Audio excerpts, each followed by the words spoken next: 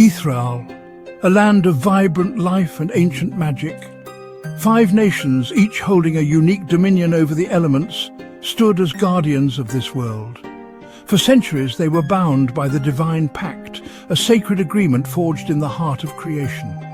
It was a time of unparalleled peace and prosperity.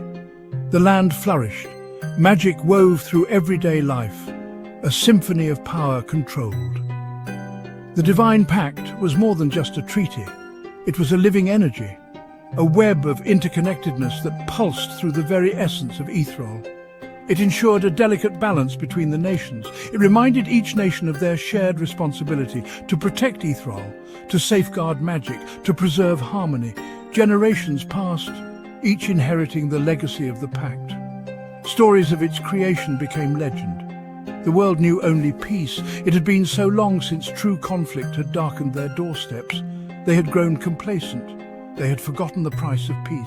They had forgotten the ever-present potential for darkness. And darkness was coming. At the heart of each nation resided a magical order. Each order dedicated itself to the mastery of their element. They were the protectors, the keepers of knowledge. The Order of the Azure Hand in the north, wielding the icy winds with unmatched skill. The southern city-state of Solaris, home to the Sun Spear, where warriors channeled the very essence of fire. In the west, nestled amidst towering mountains, dwelled the Stone Hammer. Their mastery over Earth was unmatched. They were the builders, the protectors of the land. The eastern nation of Zephyr, a land of endless plains, played host to the whispering gale. Masters of air, their whispers could calm the fiercest storms or unleash their fury.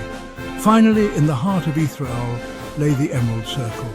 Surrounded by ancient forests, they were the druids, the healers, the whispers of the very land itself. They were the living embodiment of the Divine Pact, ensuring its power flowed through Aethraal. Then it began. A subtle shift in the air, a creeping chill that seemed to seep from the very ground itself. A darkness, silent and insidious, spread across the land. It went by many names, whispered in fear. The Blight, the Shadow, the Death Fog. But the name that stuck, that instilled the most terror, was the Veil.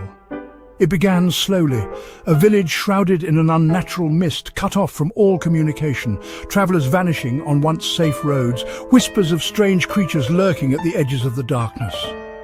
Then the attacks began. The Veil was not merely a force of nature. It was alive, hungry, and it craved the life force of Aethraal. The creatures that emerged from the Veil were unlike anything Aethraal had ever seen. Twisted mockeries of humans and animals, their eyes burned with a chilling emptiness. Their touch brought not pain, but a soul-numbing cold that leached away all warmth, all light, all life. They were called the Hollowborn, for they were but empty shells driven by a force they could not comprehend. The Divine Pact, once a beacon of hope, now lay fractured. The Veil disrupted the flow of magic, twisting it into something dark and unpredictable. The nations, once united, now faced this new threat divided. Fear was a disease, spreading faster than the Veil itself. But even in the face of such overwhelming darkness, hope flickers. Word spreads of survivors, of pockets of resistance forming, whispers of heroes old and new rising to confront the encroaching darkness. A call to arms echoes across the land. Will you answer?